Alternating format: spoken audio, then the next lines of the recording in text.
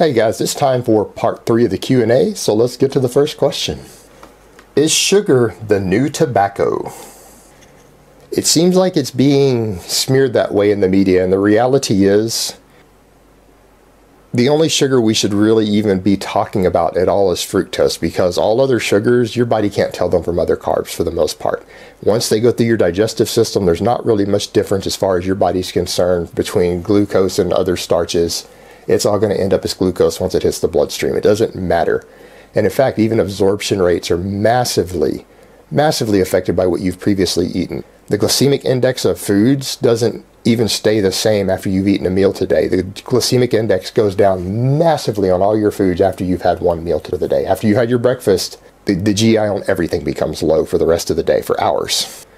So it's really a non-issue there. The fructose can be a concern, but the thing is, when it comes to something like fructose, the negative effects of it only seem to exacerbate the other health issues from being sedentary or being obese, and generally more towards being sedentary. And even then, you need large amounts of the fructose to be an issue. So the solution is not to get rid of the sugar. The solution is to get people active and athletic and start training and exercising. That will resolve the issues that we have around sugar, other than for those people who literally drink 4 or 5 liters of soda per day. With those people, it's not going to matter. They're still going to have issues even if they exercise. But for most people who are eating just moderate amounts of sugar, or even a normal amount, they're not going to see health problems at all as long as they're exercising and training regularly. So it's really unfortunate that we're attacking the wrong cause. All right, next question. Is there any reason you've decided to compete in the BPU, which is the British Powerlifting Union, and not the GBPF, which is the Great Britain Powerlifting Federation?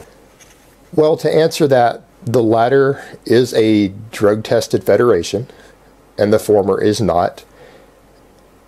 I'm not going to get on any of my political issues around the two big drug-tested federations in the UK. There's some political issues and attitude that they have that I very much have a problem with, but I'm not going to publicly bash any of these federations. I don't want to get into that, because at the end of the day, at least they're still promoting powerlifting and training.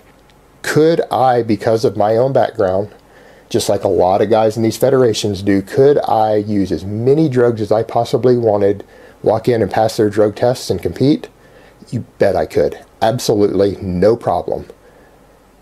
I used to help university athletes who have more stringent drug testing than any powerlifting or bodybuilding federation in the world subjects their athletes to, pass their drug tests, and I never had anyone fail a test. Any of the athletes I helped, none of them ever failed a random drug test. So I could absolutely walk in there and do that. But here's my point. I am personally, philosophically, and morally opposed to drug testing in sports.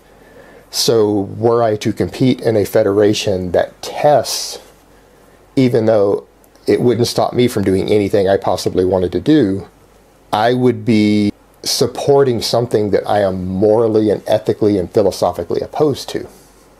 So that's my reason for doing it. Whereas in a fed like the BPU, looks like it's very, very oriented towards the lifters. It's oriented towards powerlifting. It looks really fun. Whereas in the tested feds over here in the UK, they're really almost like watching a golf match. They don't have that same level of excitement. Whereas in something like the BPU, are a little bit more like going to a rock concert or a football game. It's a lot more exciting on top of it. So that's really my reasons for that. All right, next question. Does the push press have any disadvantages to the strict press? That's really kind of a tough one. I would say possibly you're going to get less upper chest involvement. So if someone's really trying to build their upper chest up, which normally the strict press is very, very good for, the push press is going to get a little less of that. And it can be a little more taxing to your overall body. It is putting more stress and things on your core because you're working with a heavier weight. So if you're having some recovery issues, maybe if your workload is really high, but for most people it really shouldn't be an issue. So overall, there aren't really disadvantages other than the push press does take more coordination. It takes more skill. And so perhaps for a novice lifter, it can take longer to learn to do it safely and correctly. So for them, a strict press is probably better. But for a more advanced lifter, someone who's been training at least a year, I would say going to a push press is probably better for their overall strength and development. And I think overall it is a superior lift. It just has a different learning curve, and I think it should be used more for intermediate type lifters and advanced lifters than for the novice. Alright guys, that's really all I have to say on that today. I hope it has been informative, and I will talk to you guys next time.